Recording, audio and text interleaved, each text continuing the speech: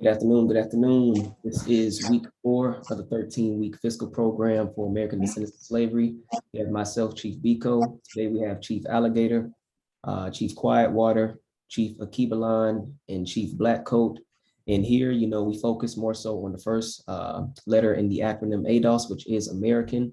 And I will start off today by reading the 12 steps for American Descendants of Slavery. I'll pull it up so you all can see it here. Bring this up a little bit, okay.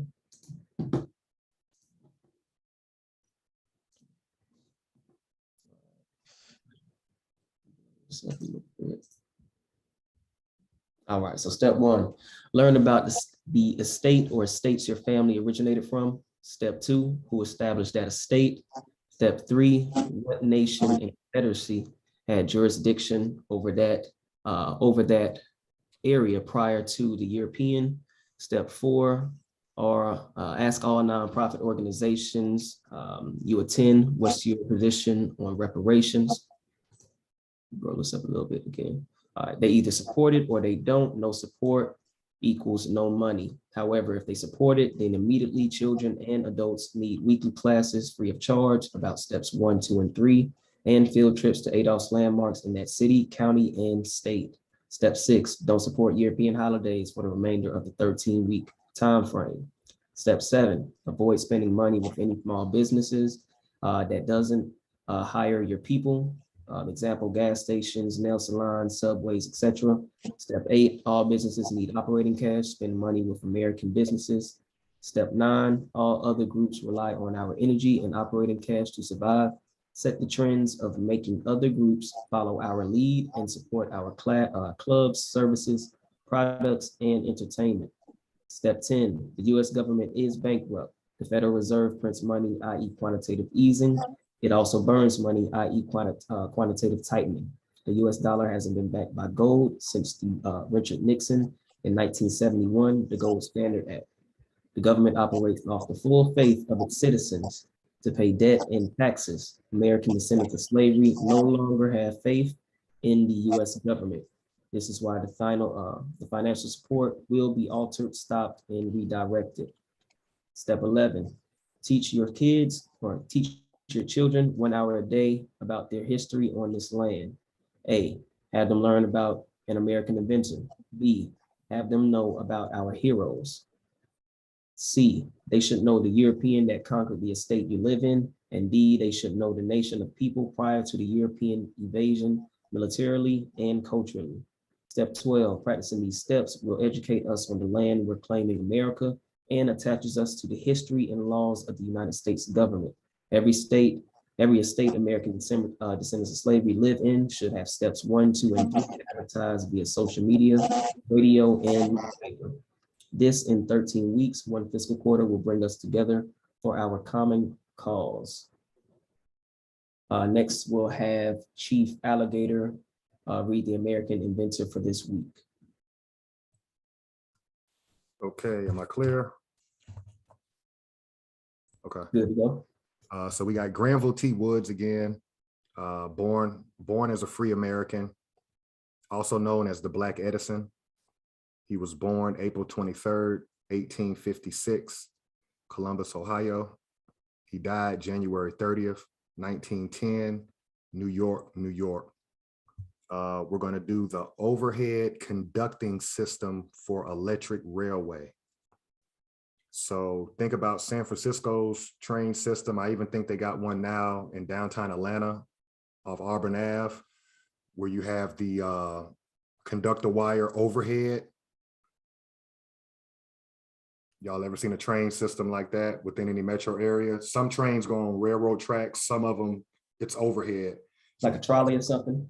Similar to like one of those trolleys or something. Right. So he also invented that type of railway system as well, the overhead conducting system.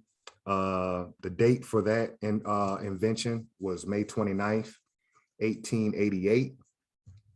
And the federal patent number is 383-844. And his family or us as a group do not receive any percentage of income from that invention, which in turn, out of that invention came a whole industry or manufacturer sector. So we don't own and control any of that. All right, thank you, Chief Alligator. Next, we'll have Chief Blackcoat with the quote for this week. Yes, sir. All right, we got a good one today from Dr. Carter G. Woodson. All right, tonight I'm reading quote 11. Our advanced teachers, like most highly educated Negroes, pay little attention to the things about them except when the shoe begins to pinch on one of the other side. Unless they happen to become naked, they never think of the production of cotton or wool. Unless they get hungry, they never give any thought to the output of what. My bad, I'm gonna back up. They get hungry, they never give any thought to the quote or to the output of the wheat of corn. Unless their friends lose their jobs, they never inquire about the outlook for coal or steel, or how the things affect the children who they are teaching or they are trying to teach. In other words, they can live in a world, but they are not of it. How can such persons guide the youth without knowing how these things affect the Negro community? Great quote for this week. Last but not least, we'll have Chief Quietwater read the Maroon historical points and legal definitions. All right, I'll start off with legal definitions.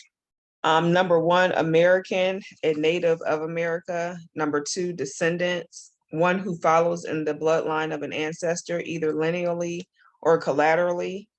Number 3, slavery, a situation in which one person has absolute power over the life, fortune, and liberty of another.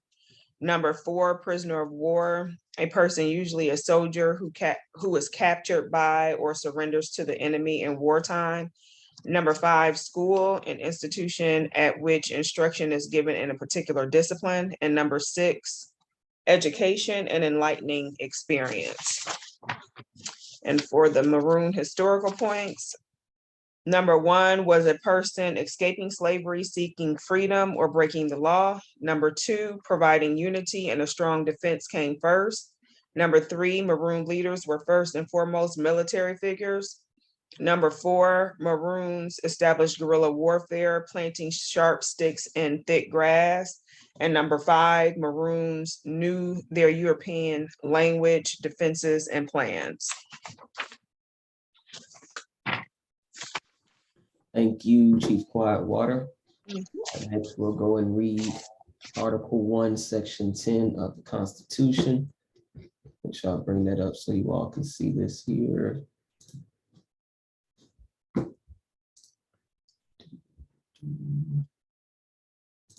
Let's go right here.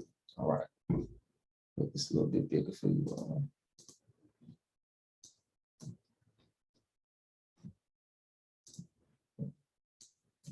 All right, so Section 10, no state shall enter into any treaty, alliance, or confederation, grant letters of marque and reprisal, coin money, emit bills of credit, make anything but gold and silver coin a tender and payment of debts. Definitely want to highlight here, no state shall enter into any treaty, alliance, or confederation. This word here is going to be key in regards to what we're going to be breaking down today. So just want to keep that in mind, that in Section 10 of Article 1 in the Constitution, they're clearly stating that no state shall enter into any treaty, alliance, or confederation. So with that in the back of your mind, let's move on to. Hold on one second, Chief Biko. Go ahead. Right there on that top sentence, just what you said, no state shall enter into any treaty, alliance, or confederation. Correct. Basically, the United States government saying as they conquer North America, they're not going to do business with the American form of government. There will be no alliance and no state can enter into any confederation. So we have to understand confederation is American form of government. So the same people that helped them set up their constitution, the Iroquois Confederacy, they turned right back around in Section 10 of their constitution for their government and basically said, we playing for keeps. We're going to set up our own government and we have no intention of doing business with a confederation. Correct. Great point out there. Great point out there. Next, we'll go to Article 6 here in the Constitution. Second paragraph, blow this up here, make it a little bigger.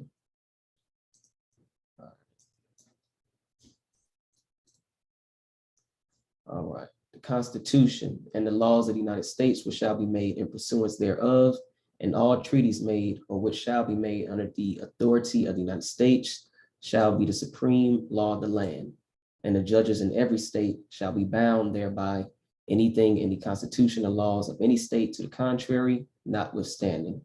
So again, the treaty is what the US government holds as the supreme law of the land.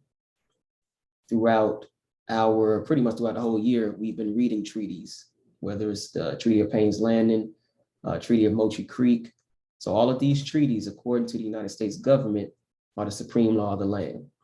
Now, we know that in these treaties, the United States government didn't have any representative to actually sign off on these treaties.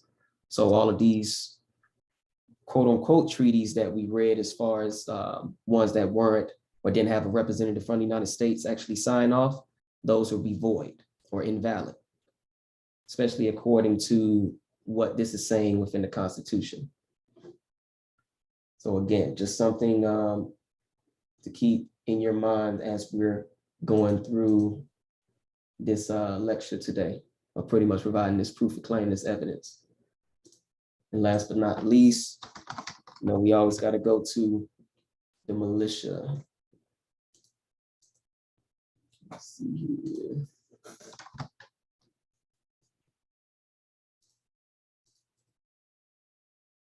All right, so Article 2, Section 2.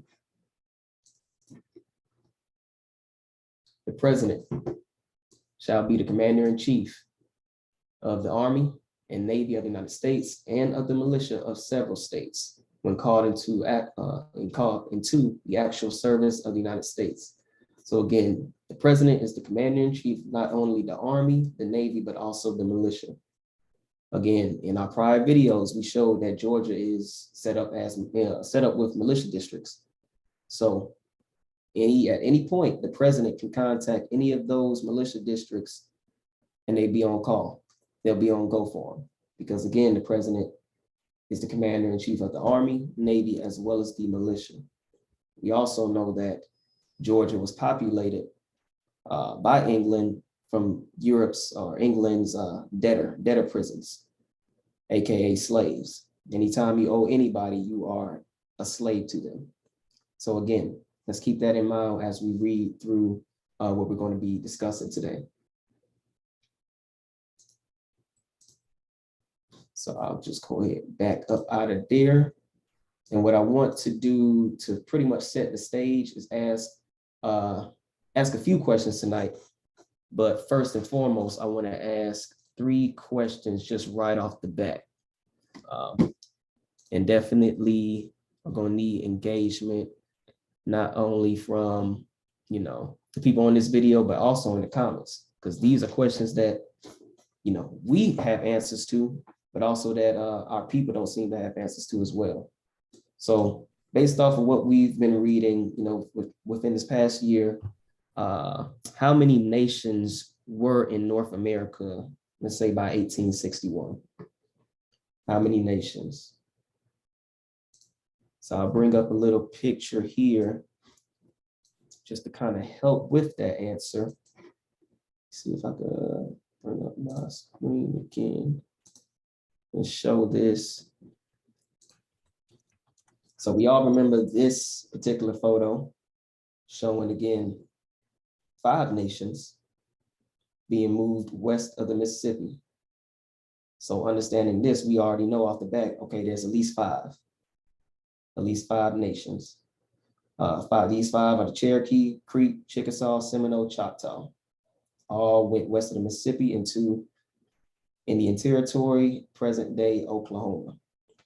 We also know that there is another nation in the United States government. So that makes 6.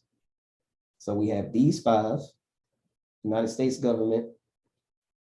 We also have, if we're talking about North America, we have Mexico. And we also have what is Britain, which would be Canada. At that time, it was still controlled by Great Britain. and it hadn't yet become Canada. So right off the bat, we have, what was that, eight.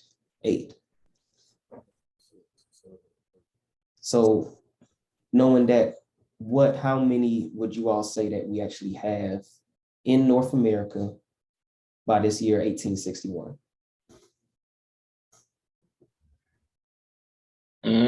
I would say 6 nations. Okay. Six. What would be the Chief Black Coat? What would be your 6? Right here that we got labeled Cherokee, Creek, Chickasaw, Seminole, and Choctaw, and like Chief Biko had also said, the United States, that entity, that nation in itself. Okay, I'm missing a couple. By 1861, I would say probably all 8 because, well, maybe that's a good question. Maybe 7 because I do know that there were good question. Not sure. By 1861, I would just say the 5 then. No, the 6 plus the United States, like he said. But I'm thinking that within Canada, weren't there was already a nation developed by that time as well? Most likely, yeah, for sure. So in Canada, they were still underneath pretty much what they would call the province or territory. Gotcha. So Okay. Okay. nations, but with a territory, meaning, they're still being controlled by a nation. Okay. So the nation So is controlled by would be Britain, as far as I would say Canada. 6 too then.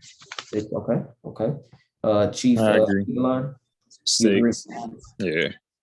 Got you. And Chief Alligator. Okay. There's no right or wrong. Everybody's giving their opinion. So as you mentioned, you got the 5 that's in Oklahoma, right? Mm-hmm. You also have the 5 that did not go into Oklahoma, those same nations. Same one, right? So that's 10 right there. I see what you did there. Right. That's not All right. good. Okay. So that's 10. You got Mexico, 11. Okay. Mexico is a nation. Yeah. Okay. Then you got the United States government, that's 12. And then you got Canada. So you got 13 nations going into the Civil Rebellion. The 5 that did not go into Oklahoma, that's who we descend from. And we're about to be denationalized. When you separated the 2 nations, even though they were part of the same nation, but one went left in Mississippi, or one across the Mississippi, and the other one stayed down in the South. Are you saying pretty much everybody that went left the Mississippi gave over their everything, meaning culture, language, all of that good stuff to go in, or did they keep it? So who? Well, we both came out of those nations, so you can't take anything away from that. That's just natural birthright right there. So never mind, irrelevant question. You probably saw where I was going, but I see what you're doing, but I think that they are the same thing. They just, like, since one broke off, they just became something different, especially since they got forced with different tribes and stuff. So did we become different? That's probably my question. Not the ones that stayed. I feel like the ones that stayed, hold on. I feel like the ones that stayed had they stayed who they were, and that's why they stayed. I think that was their main thing. But the ones who left, they probably eventually became more open to different cultures because they were around other tribes and tribes, because if they all went to what was called an Indian territory, it's not just the Cherokees, it's not just the Choctaws, it's all 5 of them in one place. Right. It's like being in a diverse area, like how they say, like if a black kid talks white or a white kid acts black. I feel like they lost a part of themselves, but the ones who stayed pretty much kept their roots.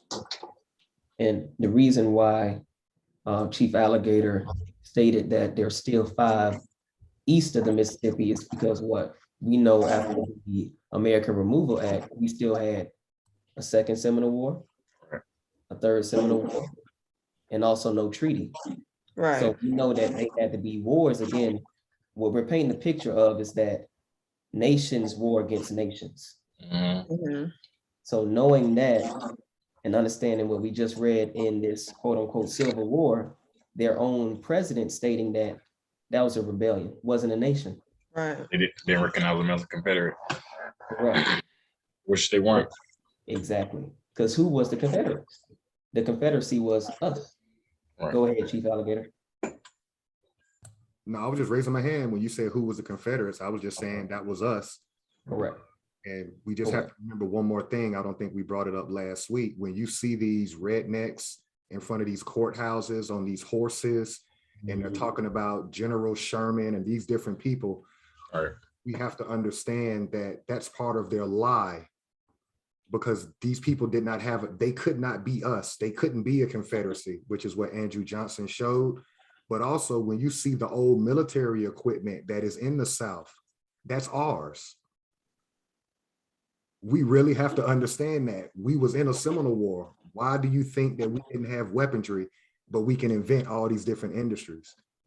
So this is 180 of the mind has to take place. Now that you know for 100% fact there was no Civil War, now you have to look at all those weapons that are in the South, and you have to understand that's your weaponry. Mhm. You were the Confederates. They just handpicked some Europeans and made it seem like they're the leaders. So even those people that's on that side of the mountain, you weren't Confederates. You were just rogue peasants bucking against your own government. That's all that was. Correct, correct. That was the European slave rebelling against the European master. That's exactly what that quote unquote Civil War was. And we're going to break it down today. So the next question, since we know, okay, we've established 13 nations within this place known as North America. So were we a part of the first 12 amendments of the United States Constitution? Knowing what we just established, we were our own nation,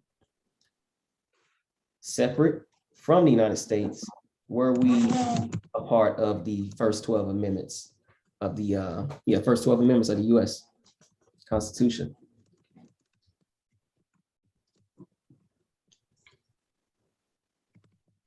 No, we were never included at all by the way that it was written. So the answer to that would be no. Correct. Definitely agree. Knowing that the United States government is recognizing its citizens now coming out of that entity, they definitely weren't recognizing anybody still a part of the Confederacy. I was about to say, I don't think they wanted that to have anything to do with us. Right. Correct. Yeah, correct. Chief Alligator saying? Yeah, I agree as well. The first 12 amendments had nothing to do with us. Those were specifically for Europeans that came across the Atlantic into Ellis Island through New York.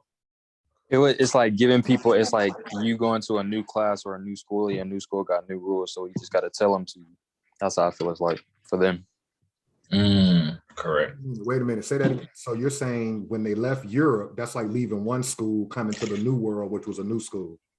Yeah, and just having a different set of rules. Not the Constitution is their set of rules for themselves. It's not. That's why we aren't included. And I feel like the what are those things called? The amendments that were for the people. We the people. Yeah, for the we the people, like the 13th, 14th, and 15th. I feel like that was just a way to just make people feel included. It was definitely a mind game. Right. Yeah. I definitely Because out feel of that. 12 or however many there is, why are we only getting 3 out of? Why did you have to say that separately from what? Why was that already not in the first place? That's what I'm trying to say. Right.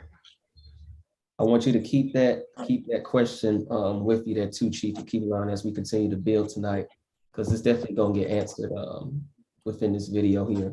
And just to kind of, I guess, piggyback off of what we just stated, if we know we weren't a part of the first 12, then that begs another question. We do this every week. We name an American inventor.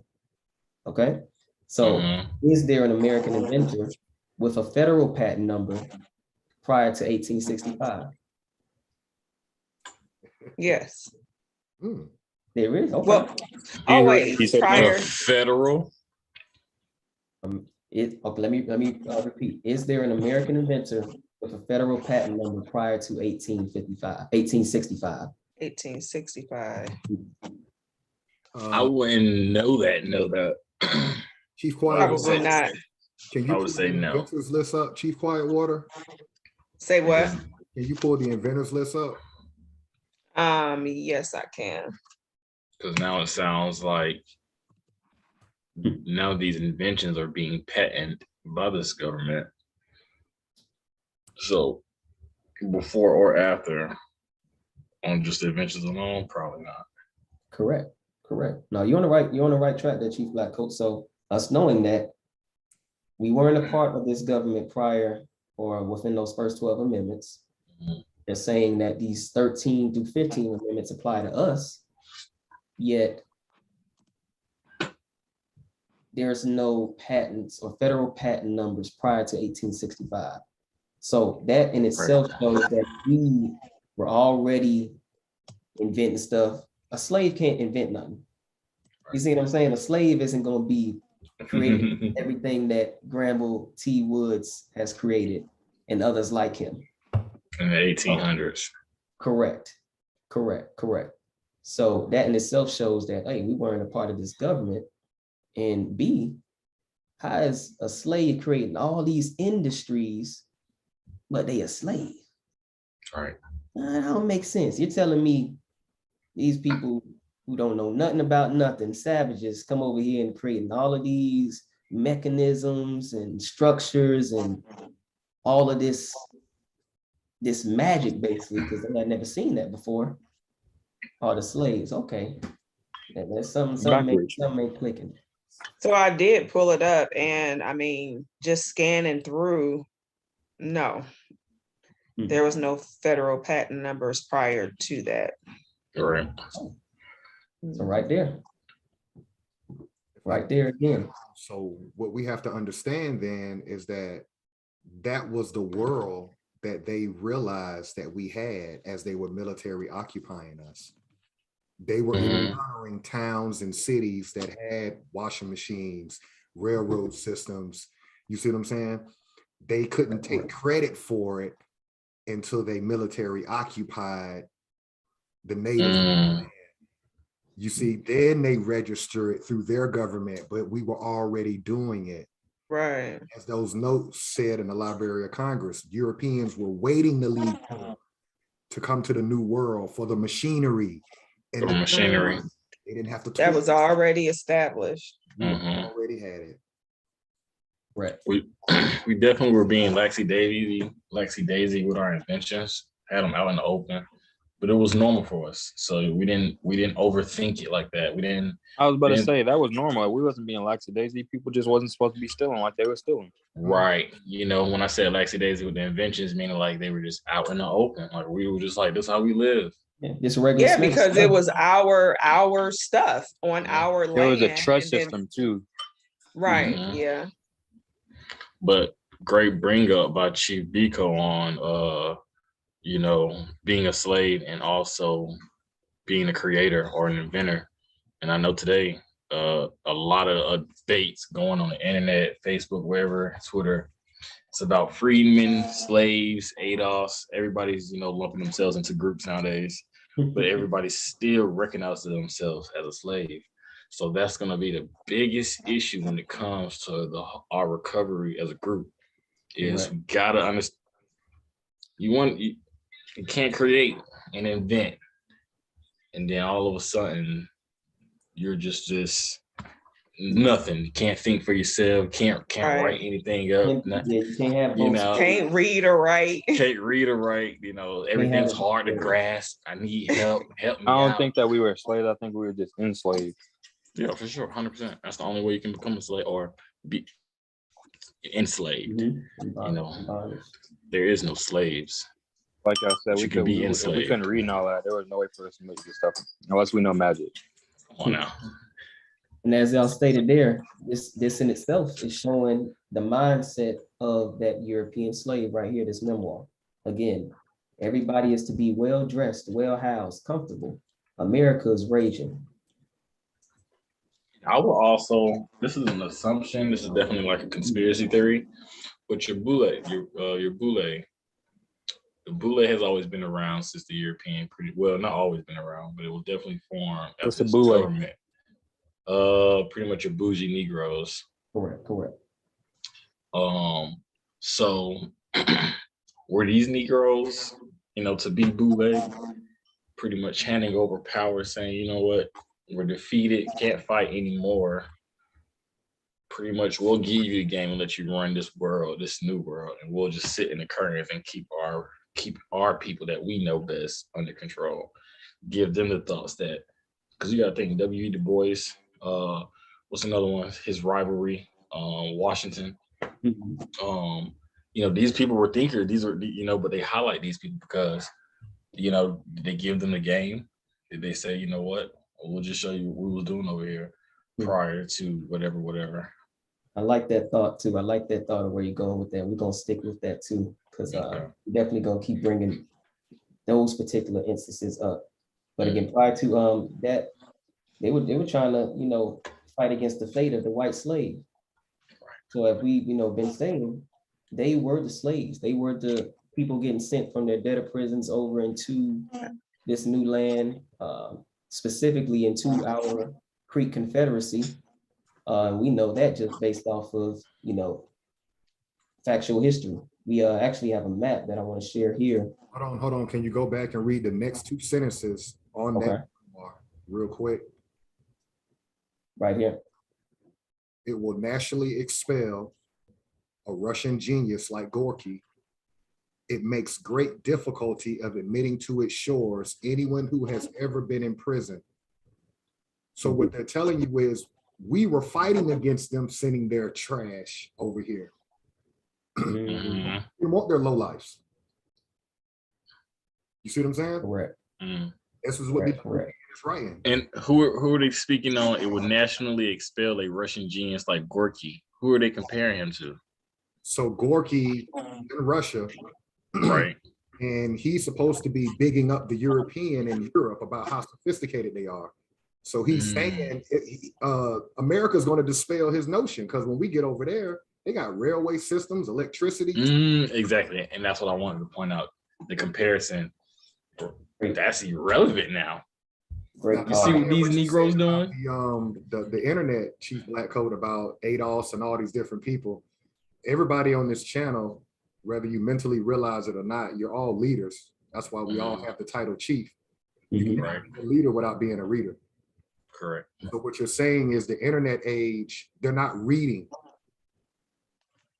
That's why they're claiming acronyms, ADOS, B1. Nobody's reading anything. So you still think you're a slave. And you answer my question. Yeah. Yeah, a leader doesn't just go off what people say. A leader is going to investigate and make an informed decision. And it's not that we're not reading, because I do feel a lot of us are trying to figure it out. It's what they are reading. You're still reading McGill or McGriff, whatever that, these college books. And it's cool to have that type of education. But that's why we use Carter G. Woodson quotes, because he always points out, you can't learn from your master's degree didn't teach you what we're talking about here. So that's why you'll probably be confused, like, what? Slaves, inventors. It's not education, call it what it is. Brainwashing. Chief Quietwater gave the legal definition of schooling. It's learning in a disciplined manner.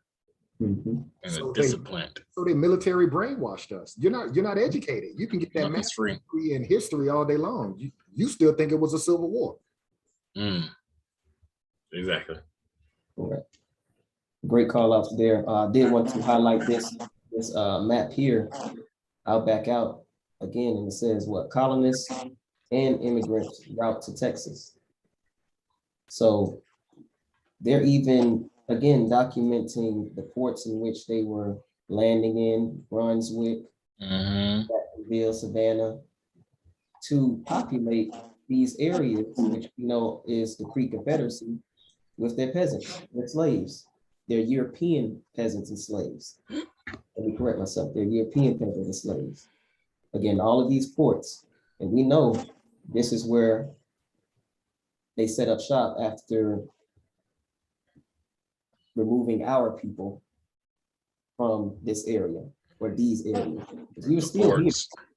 We were still here, but they had to make sure that they had these controls so they can get their peasants and everything in here to work, to labor. Import. Yeah. Correct, correct. Keep that map right there because it shows they were coming in by the boatload. Mhm. We've already showed proof of claim at the Savannah port that only 436 melanated people came in at one time. Mhm. You know, it was more than that on one boat out of the images out of the Library of Congress. Correct. We also know 16 million per their census by 1850 was over here. Mhm. So the big lie that media and school programs the American to believe is that we came here by the millions. When actuality, you came over here by the millions. Correct. They just Right. reconstructed the story. Reconstruct. Mhm. They lied. Is it what was something when they reconstruct a crime scene, they're picking parts. Some of these parts may be true, but they're telling a different story. They're changing the narrative. So when you reconstruct the crime scene, just think of that. Okay, they're picking apart pieces to tell their story. Reconstruction, they're doing the same thing with reconstruction. Like in that Breonna Taylor case, Correct. they reinvented a Correct. crime scene that they had never even had in the first place. So they made it up, basically, made up the narrative in which they wanted everyone to follow. Great call out there, Chief Quietwater. That's exactly what they did. They stated that. Because Yeah. they had 3 months after to do that. Right. So with that, I do want to jump ahead into these amendments. That way we can make sure we get through them tonight. So the first one, again, is the 13th Amendment. This is the one that you see all the Netflix shows about. They're going to be putting it in your face come next month for quote unquote Black History. Black History Month. So we definitely want to make sure that we're understanding this 13th through 15th Amendment here. Let me share my screen and highlight. Zoom in a little bit. All right. So anybody want to read the 13th Amendment, the section 1 here? I'll do it. Okay. Go ahead, Chief Alligator. Where we at? Okay. No, that's not it. Go down a little bit. TBX, 3 Roman numerals. Right. It should be. Here we go. There it is. All right. 13th Amendment, passed by Congress January 31st, 1865, ratified December 6, 1865. Note, a portion of Article 5. No. 4, right. A portion of Article 4, Section 2 of the Constitution was changed by the 13th Amendment. All right, Section 1. Neither slavery nor involuntary servitude, except as a punishment for crime whereof the party shall have been duly convicted, shall exist within the United States or any place subject to their jurisdiction. What I'm taking from this, understanding there was no Civil War, that there was a civil rebellion from the peasants in the South against the we the people and the government in the North, the United States government. After that rebellion, after the amnesty document that Chief Biko and Chief Quietwater read, they then came to terms with their peasants in the South and said, okay, we're not going to enslave you anymore, sending you from Europe over here, and we're not going to make you do involuntary servitude unless we convict you of a crime. Okay? Correct. That's the way I interpret this. Y'all can build on it and give y'all opinion, but knowing that there was no Civil War, we can just, in my mind, I'm Xing out the fact that there was any war fought to free quote unquote Americans. No, this was poor peasants fighting against their own government because they were tired of coming over here under that indentured status. And I'm gonna keep it even more real based on documents we read in the Seminole War. We were washing those peasants as they were trying to fight us.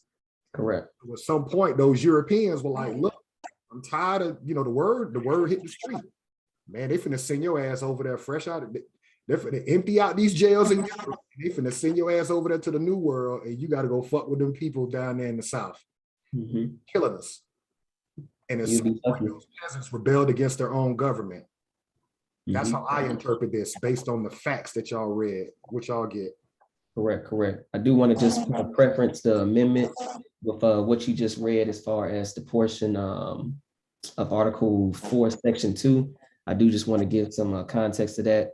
Basically, what that portion was saying that is a person held to service or labor for someone, again, a slave, whether a slave or involuntary servitude, you had to be sent back to that claimant, or you had to be sent back to that person that you owed that debt to whom and pretty much labor, or pretty much whoever that labor was due to.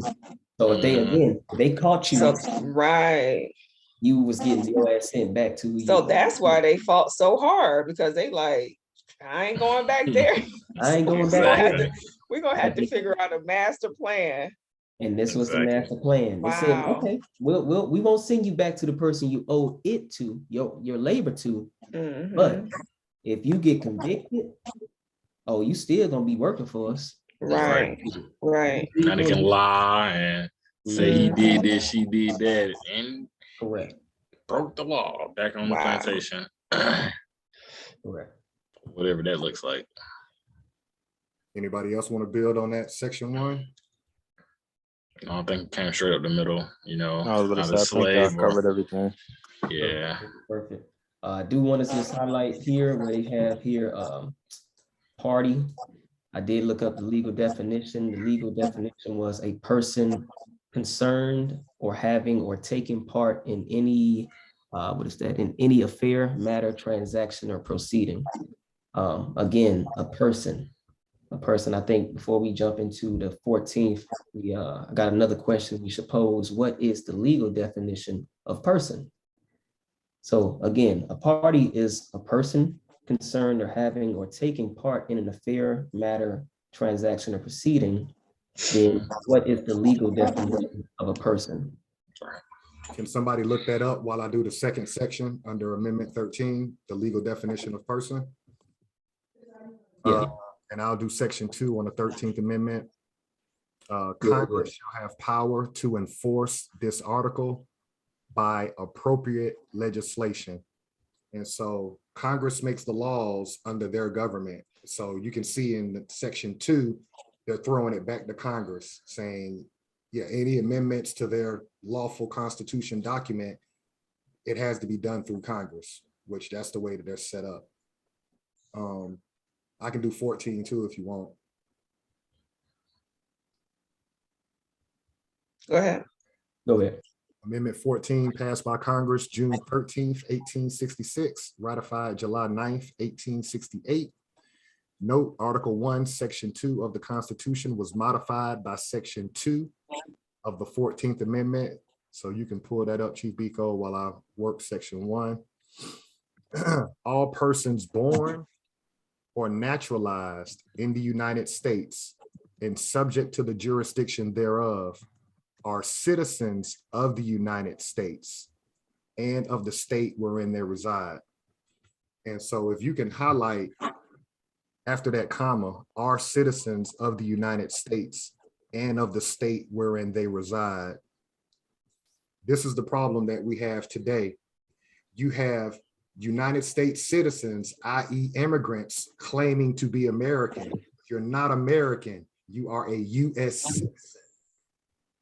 And Chief Blackcoat and I had an interesting dialogue with somebody from India that owned and operated a gas station a couple of months ago. And this was the same thing that I was educating him on. He was trying to say that he was American. And I said, no, you're a US citizen.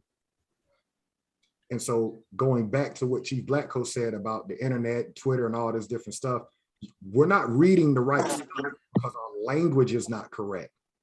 None of these immigrants are Americans. They're US citizens. And I just want to kind of piggyback off of that. They like to use US citizen and American interchangeably when it's not.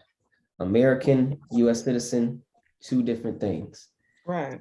You What was all that? go ahead. My bad. Go ahead, Chief. No, go My ahead. Go bad. ahead. I think No, I you was- were going to what I was about to say. Yeah, no, I was something happened later on this week or early this week, last week with McConnell or whatever this European name is, very popular European. He said something about how Americans Oh, or African Americans were voting just as high as Americans. right. So I'm listening to it, you know, us Like being it's who we two are. separate entities. Well, it I sounded like he guess. was speaking about the European being the American, saying Right. they're voting just as high as we are voting. So he Mhm. completely just like put himself in the American shoe and now being Right. the American and now pointing at everybody else like African Americans are voting just as high as Americans. So when I heard it, it threw me off because I'm like, What? are you talking about the same group of people? Right. Or are you talking about you, the citizen on American soil Correct. in the African American or whatever that is? Mhm. So it's the mind games they play, the word games, you know, Yes. swindling people deeper off that edge. Now they're coming out just straight up calling. Well, I mean, they always have, but now you're saying they're comparing to, you know, separating the two, Mhm. making sure people, you know, using that word play. Never seen it before. Yeah. And like you stated, we're more aware of what the difference is. And what you pretty much just painted the picture of was their legal definition of a person. Mm. Mhm. So I'm gonna go ahead and just read that. The legal definition of a person is an individual, a labor organization, partnerships, associations, corporations. I added an artificial person, a legal representative, trustee, or trustee in bankruptcy. So while we're reading these amendments and we're using, because again, this is a legal document, a lawful document. So they're speaking in legalese, so we have to read the legal definition of these words. So all persons born or naturalized in the United States and subject to the jurisdiction thereof are citizens of the United States. So understanding that, we're saying, okay, all persons. So a person again can be an individual, a corporation, an association, hell, even an artificial person, Wow. which is an imaginary being. That's where you get your straw man or corporate fiction from. So us understanding this is like, okay, then why the hell do we think this should apply to us? Right. Because we don't read it. Yeah. Because we don't read it. Now, if I can just, before I finish working this, which you Okay. just said, Chief Biko, understand the structure. The United States government is the parent company. Mhm.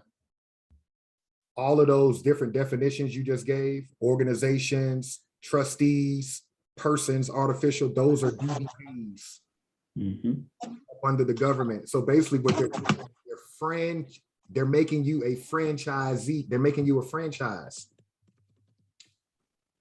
Under the United States government, if you're born or naturalized, which is a procedure to be naturalized, Mhm. that's a procedure. If you're born in the jurisdiction of the United States, or you go through the naturalization process, you're going to be recognized as a citizen of the United States government, Mm. which means that now you've been franchised, Franchise. I like the way you're saying that. which now they can tax Hmm. the entity. Correct. Right. You understand? Now they have something to generate revenue off of so that their government can operate. So now we're talking structure. Mhm. All right, I'm gonna go to the next sentence. Okay. No state shall make or enforce any law which shall abridge the privileges or immunities of citizens of the United States. Going back to that word citizen, that's what you are. You come over here legally through Ellis Island, get your documents, get your green card, do that little waiting period, learn the Pledge of Allegiance and what else they got y'all doing. You're a US citizen. Whether you come from Nigeria, Haiti, that's best you are a US citizen. So even these immigrants are playing on our intelligence, the American, because they're trying to claim America, and all you got to do is cite to the proper lawful document and be like, bro, who you fooling? You a citizen. You see how they running game on us? Because they know we don't know this. Right. They know we don't know this. They know that. Huh? Like you said, they know we don't know it. And that's why it. they can, like you said, run a game on us. If you from Asia, I'm American. Right. The average nigga will be like, okay, yeah, well, get confused, get stumbled. Right. You a U.S. citizen. U.S. I'm the American. You a U.S. citizen. And what makes me most mad about that, I'm just gonna make that short, is you can look at the physical features. Everybody else looks exactly like where they're from. We come here and the American is walking past you every day, and it's like, oh, I don't know what that is. Right. That's true. It's me. Yeah, but Right. school got us gone, all the way gone. Yeah. Correct. Anybody else want to build on that, or y'all want me to keep pushing? You can keep going. We're gonna get into section 2. I'm still at the bottom of this other section over here. Okay. Nor shall any state deprive any person, there we go, person, of life, liberty, or property without due process of law, nor deny to any person within its jurisdiction the equal protection of the laws. This pertains to corporations. Here we are in 2022. Just last week, the Supreme Court said the government cannot tell corporations whether they're going to make their employees, quote unquote, get their people vaccinated. How were they able to do that? They're claiming this 14th Amendment. If you pull the court cases, more corporations, i.e. persons, have filed claims federally under the 14th Amendment than quote unquote natural Americans like us. So this isn't specifically written for us based on what we've read. Nothing says in the 13th or the 14th Amendment thus far that this amendment applies to you specifically. Y'all following me? All right. So how we've been. They don't say it's for Americans. They just say all persons. Right. And a person is an LLC or S Corp or C Corp or nonprofit organization or the gay community. Who it pertains to. Yeah, the gay community is a what? It's an artificial group. It's an artificial group. I just want to show something just to highlight that part there. What's that? What you just stated. And it's not being disrespectful. It is what it is. Again, what he's talking about here was this court case. I believe it's what? Obergefell versus Hodges. Yeah. This was in 2015, gay marriage. They cited the 14th Amendment. Wow. Yeah. So that's what he's talking about. Persons, and again, it says here, equal protection of the laws. That's what they're citing. You can't deny them under the 14th Amendment. Right. But as a whatever. No. I mean, you're starting to realize you got gang rant on you. Right. Because we're claiming amendments that we never worked them. We never read them. This shit apply to entities. Anything. Correct. Entities, like you said, right. Correct. And that's why he said artificial persons. Artificial persons, hell, we talking about anything now. Anything, not your natural birthright persons, but anything up under this United States government. Correct. Right. It's amazing, the structure. I like how he broke that spider web down. I started seeing him get in the bag. He had to cut it short, but yeah, the structure. And Chief Biko brought it up. It's real or imaginary, and who for the purpose of legal reasoning are treated more or has about the same as a human being. That's what the artificial person is. So. And that's why Michael Vick can go to jail for fighting dogs, making that seem like it's just because we're living in, dogs can be person, more important than a person's life. Yeah. Yeah, if you register that dog, sure, you can give it a Mhm. DBA. Yeah, you can register that dog. Yeah. Wow. Welcome to Alice See in the game. Wonderland. Okay, so Yeah. So you see the game that's being played now. You see the game that's being played. so to operate under this reality and win, you have to be able to get out of your body and operate from a third person standpoint. Make it a playground. You understand? It's almost like if you're playing Monopoly and you move your piece around the board, you have to become that person, or you have to become that human being that is actually moving the Monopoly piece. You can't be the piece on the board. Right. Correct. What did Donald Trump say, Chief Alligator? What was that quote? What? Own nothing, control everything. Yes. Yep. And when people say how many times he went bankrupt, he never went bankrupt personally. Why? Because he was creating persons. He was creating entities. Mhm. So you can bankrupt an entity all day long. It's make believe. It's not real. And that's what bankruptcy's for. Drop it off. You want to give me section 2? Okay. All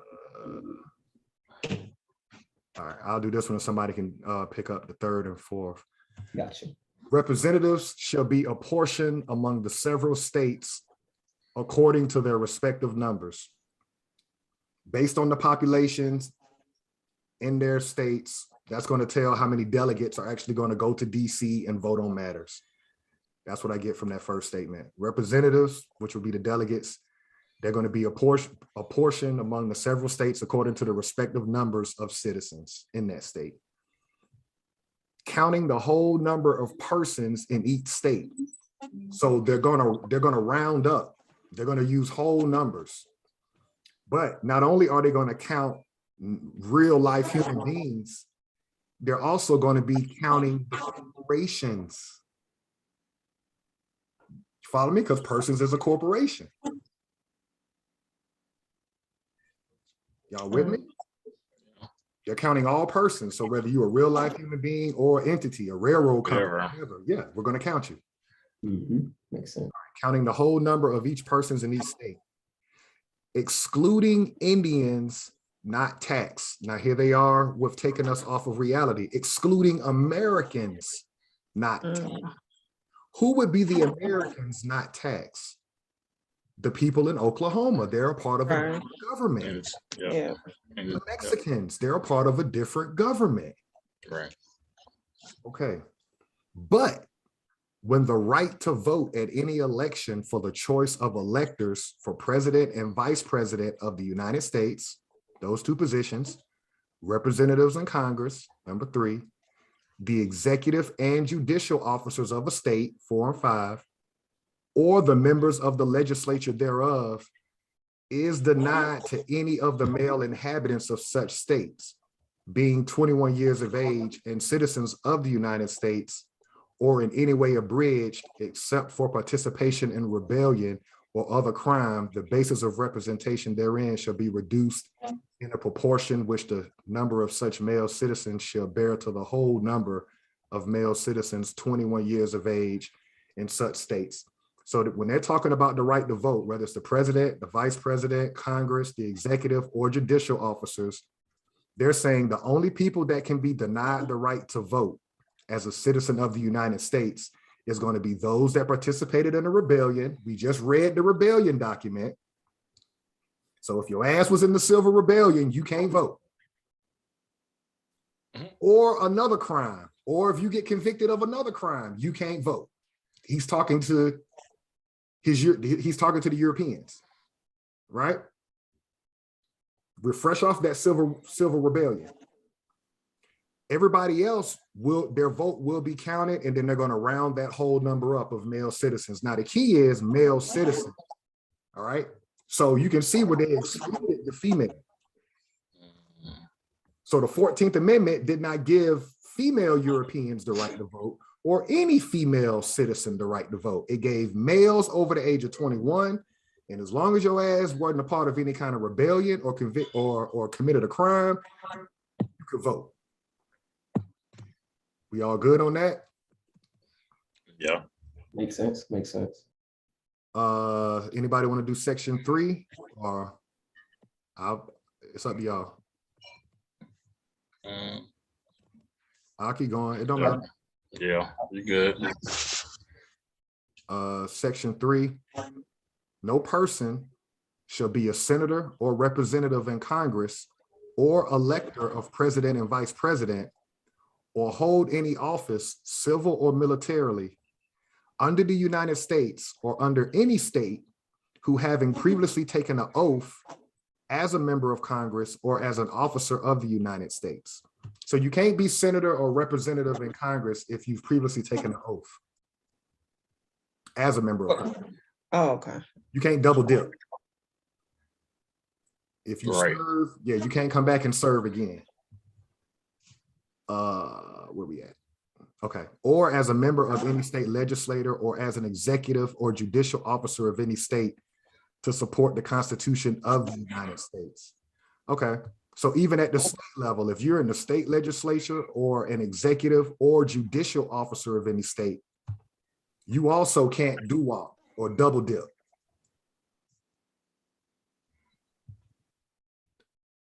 Shall have engaged in insurrection or rebellion against the same or given aid or comfort to the enemies thereof. Let me stop right there. Can you highlight that, please, Chief Nico? This is part of the reason why they don't want to do an investigation on January 6, 2021, because everybody who was involved in that shit can't hold public office. Right. Can't hold public office.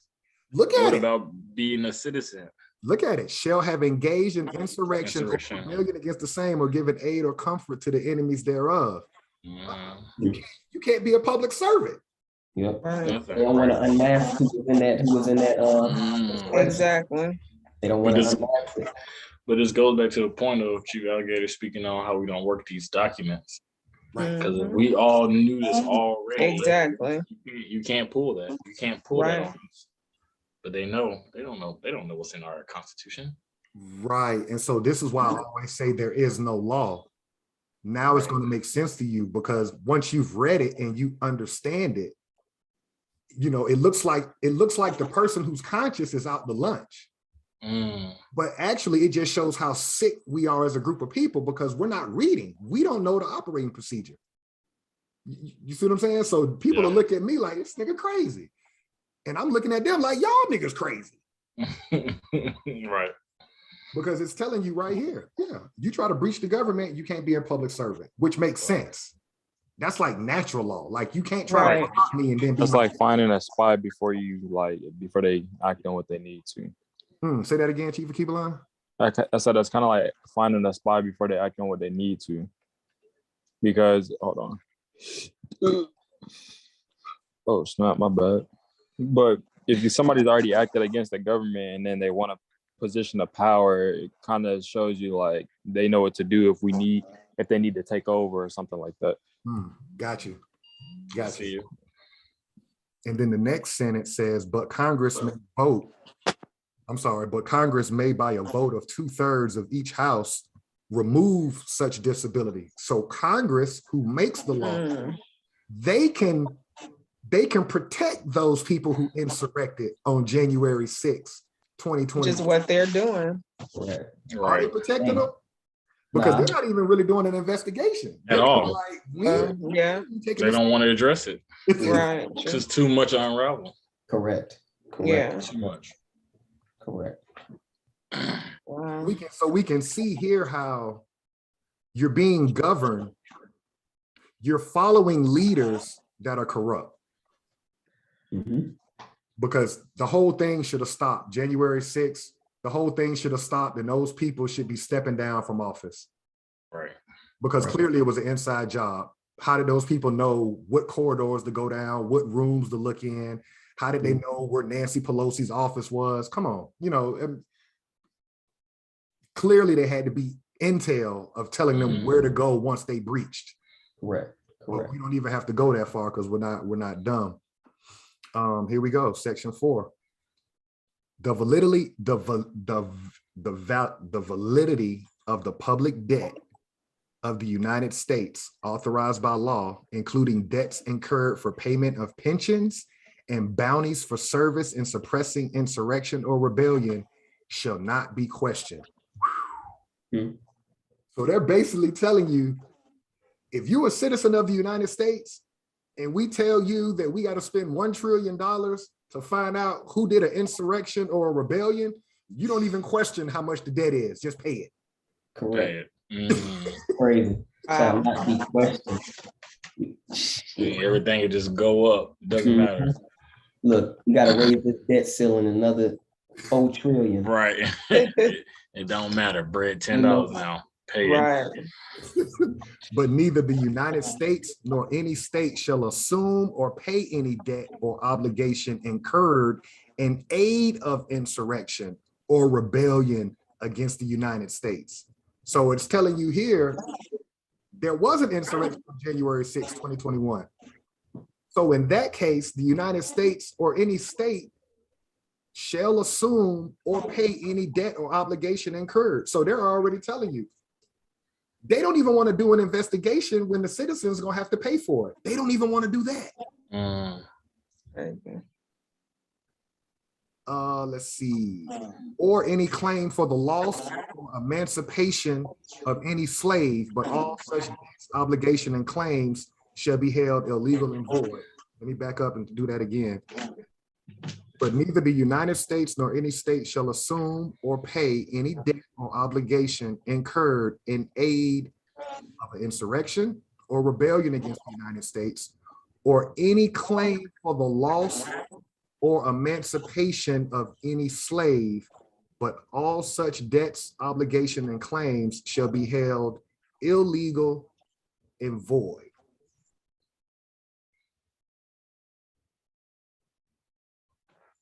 So it will pay the debts for insurrection or rebellion. It won't pay the debts for any emancipation of any slave.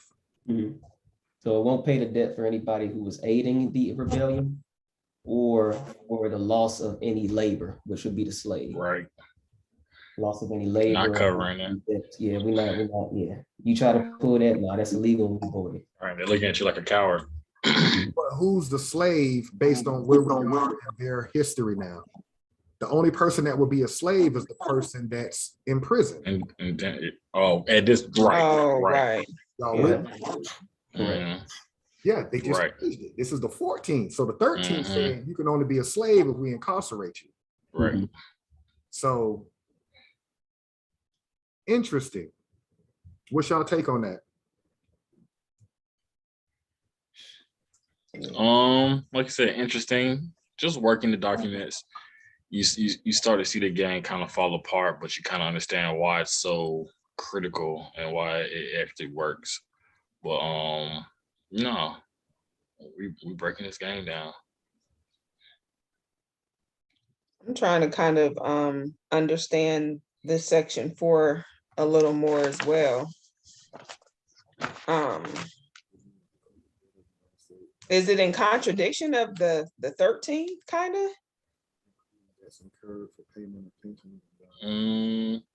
I don't believe it is. It just sounded like they're making sure that they're separating what they will and won't Okay. pay as Oh. far as any debts. Okay. Highlight from the validity all the way to question that first sentence. You say the validity. Way to question. Okay, question. Right there. So any debt incurred for services in suppressing insurrection or rebellion shall not be questioned. Mhm. So whatever the balance is that you show me, Congress is saying it can't be questioned. Okay. We gonna pay. You can tell me it's 1 million that we owe, that they owe. They're not going to question whether it's 1 million or not. Now look at the second half of this.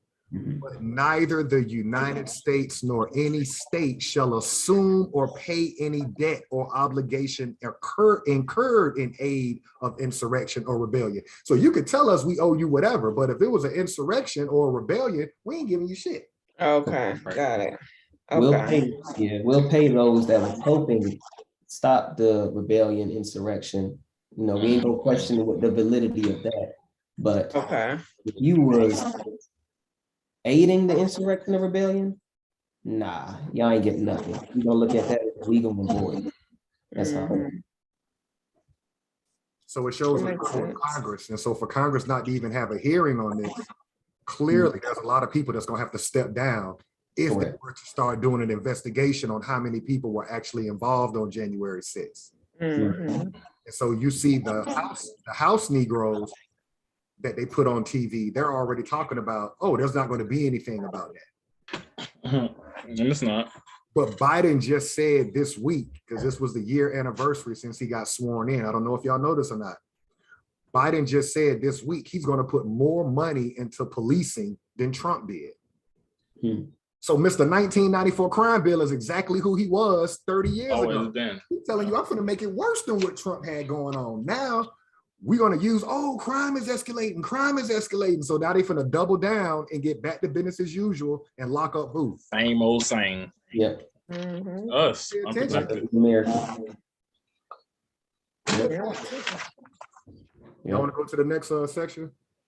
Yeah, I'll pick up here. Okay.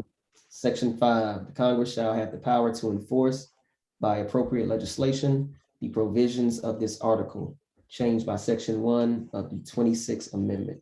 So basically, just like the last amendment, is saying that Congress has the power to enforce pretty much this amendment. That's what I'm getting from that one. Yeah, pretty much. So we got the 15th and then we'll be done. We just want to try to get all three of these amendments out the way on this bill. Back up a little bit, get to 15. Now, in the 14th Amendment, did any of y'all see anything specifically to us? No. So we've read the 13th and the 14th. They don't even say American.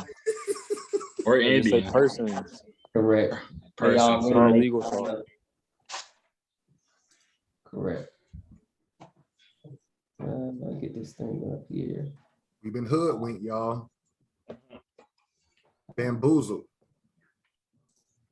Big time. And it's really, well, can't say it's due to us, our lack of reading, because during these times, you know, our people, the Americans, they weren't getting these hands on these documents. So this was a game just being played on them. Now that we're here, you know, we can hold this government accountable per its constitution, but we don't.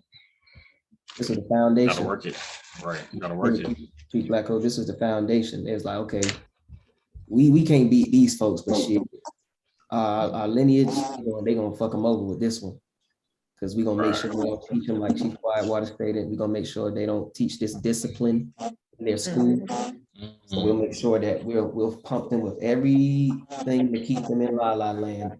But as far as what we doing right now, we cool. Just give us 100 years. And that's where this other stuff come from. But Amendment 15 passed by Congress February 26, 1869, ratified February 3rd, 1870. Section 1, the right of citizens of the United States to vote shall not be denied or bribed by the United States or by any state on account of race, color, or previous condition of servitude.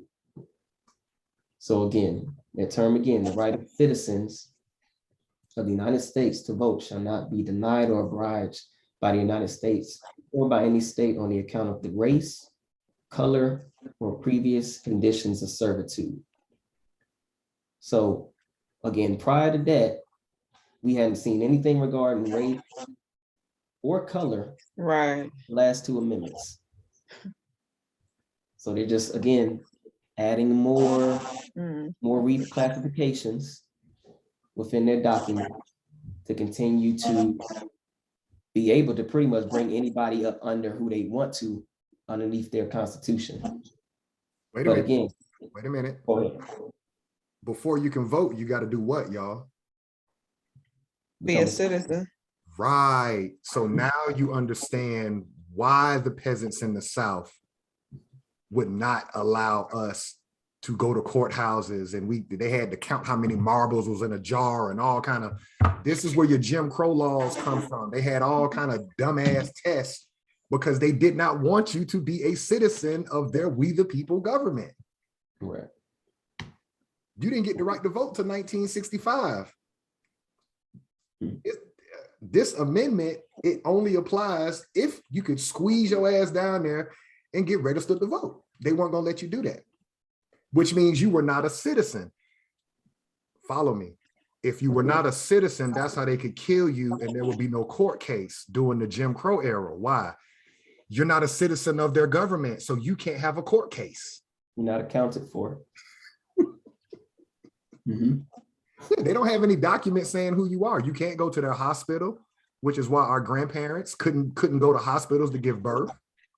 Yeah, they didn't have no record of you.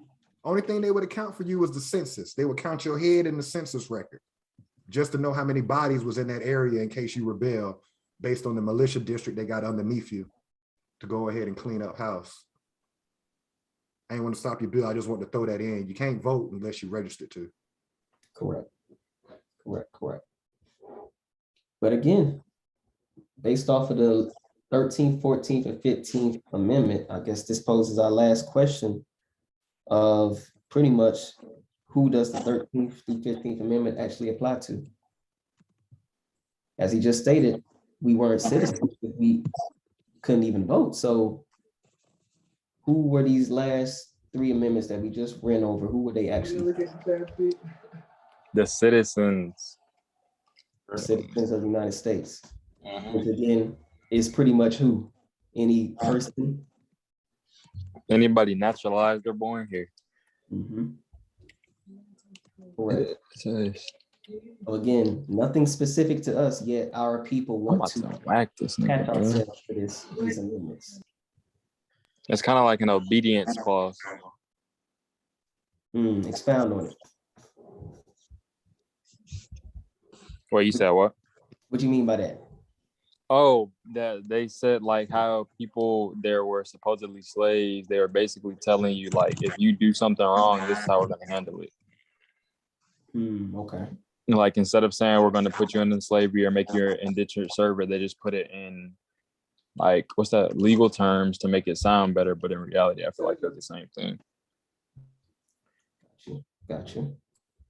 So why do we go into the world of make-believe? Why do our scholars tell us that these amendments apply specifically to us, but when you read them for yourselves, you find out otherwise? So why do we superimpose a reality that does not exist in writing? Why do we do that as a group of people? The lack of knowledge, the lack of us understanding, because we have never read these documents. And even when they're taught in school, of course, they're not broken down like we are able to break them down. And it's really not even breaking it down. It's actually just, it's because of the prior knowledge that we have up until this point that we understand it better. So you really ain't got to even break it down, to be honest with you. Yeah, and back to Chief Alligator question about our scholars that have this information. I think they're afraid of the actual truth, because if they can read it like we read it, they would start to connect some dots in a scholarly mind, saying, "Hold on, I don't think these amendments are for my people." But just being in that traditional way of teaching and knowing what the curriculum says and what's coming down the pipeline. I don't know if these teachers are afraid to expand, the horizon when it comes to teaching, and they just kind of keep it narrow. But that's a great question, because how can you be a scholar, read this document for yourself, and then still go back into the schools and act like everything's normal, guys? 13th, 14th Amendment, they added us in, like, so a great question.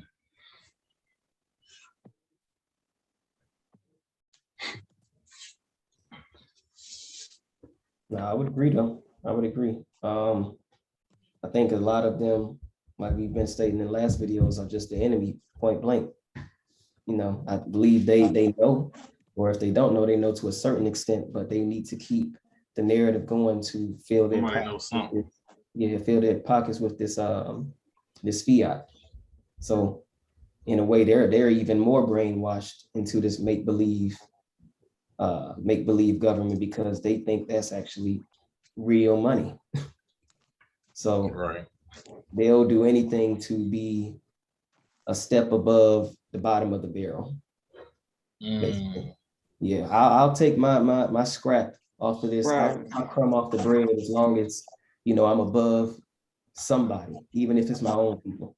Right. So I think that's how a lot of them work, especially, Idols. yeah, especially we know the Congressional Black Caucus. So you on mute there, Chief Alligator. Now I was gonna ask y'all, so why do y'all do this? If it's fear that Chief Blackco said, and then Chief Quiet Order said, it really doesn't even have to be broke down. Why, everybody on this channel, why are you willing to stand up and tell the truth based on reading these documents? What drives you to stand and tell the truth when your scholars won't, your religious leaders won't, your political leaders won't? Why are y'all? Right. Well, there's no honor amongst thieves. So with that being said, I don't know how long they thought they were gonna run game and burn all the boats so they can run away from history. But yeah, nah. Going forward means going forward. We can't move forward because we don't know who the American is. We don't know the story. So we're stagnant big time. We're debating false information. And you know, this information helps us move forward. Now, okay, hold on. We're the Americans. I'm not from Right. Africa. Shit. So wait, the Native Americans all didn't die? Now you start to move forward. This is a process of moving forward. You know, whoever get a chance to actually see this channel, Right. you know, you have to rethink some things. You have to be like, So it's just a process of moving forward for me, you know, helping that next generation, and then eventually, you know, get to a point to where there are no more lies. You know, everybody's back to how it's supposed to be. But that's the long run for what we're doing right now. I agree with that as well. I feel that it breaks a cycle. The information breaks a cycle, so that now that I am more educated and my eyes are more open to the information, you know, I wasn't that far in a sunken place, but this just opens up so much. And now I'm able to pass the information on to people in my circle that I can share the information with, more importantly, my kids, so that they can teach their kids. So we're not going by the narrative of what we're taught in school, you know, they can now teach their kids, and then it just moves from that point with my branch of my family tree. Chief Akibaline?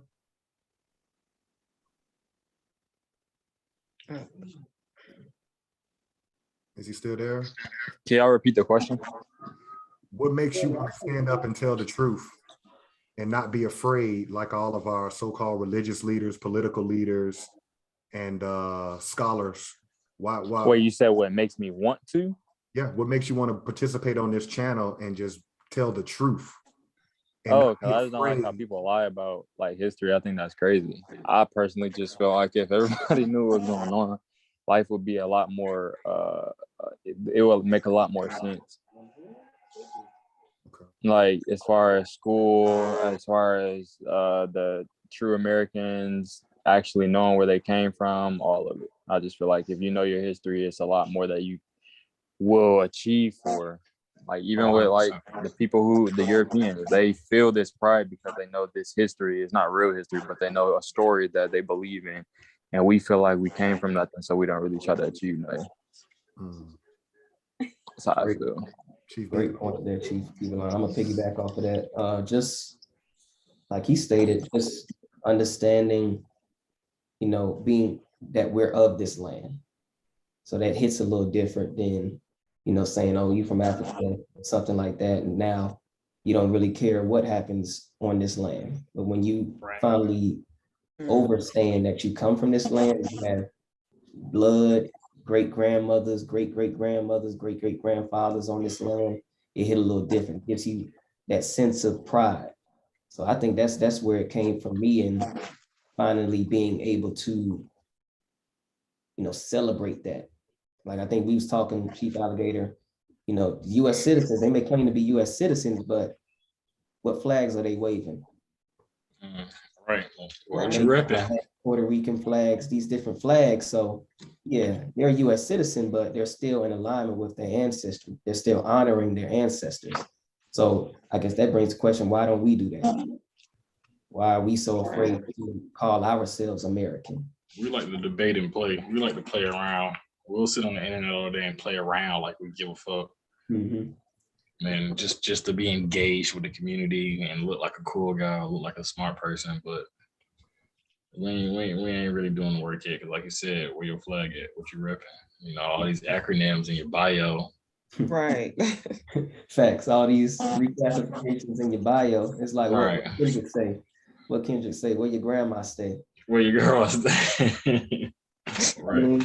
Here's That's the true. downside of what all of y'all have done on this channel. Nobody remembers the coward. Nobody remembers the coward in society. You're only remembered in history and time immemorial when you stand up for something. Right. And so by default, whether all of y'all know this on this channel or not, we've left a digital footprint of the truth. And so we are building a legacy while we're living, so that, you know, hopefully we all live a long life. But whenever we transition out of here, that's a different being when you're living to leave a legacy. That's a different way of operating. Most people are afraid to say COVID and all these different words. Nobody remembers the coward. That's that. I'll just share that with everybody on this channel. None of us are cowards because we're standing up and we're leaving a digital imprint for the world. And we welcome anybody who has any pushback against the way we're dissecting these documents. The comments show. When you present proof of claim, there's no argument. You can only argument when there's no evidence. We're giving you evidence every video. So that's why our comment sections are very silent every week on every video we drop.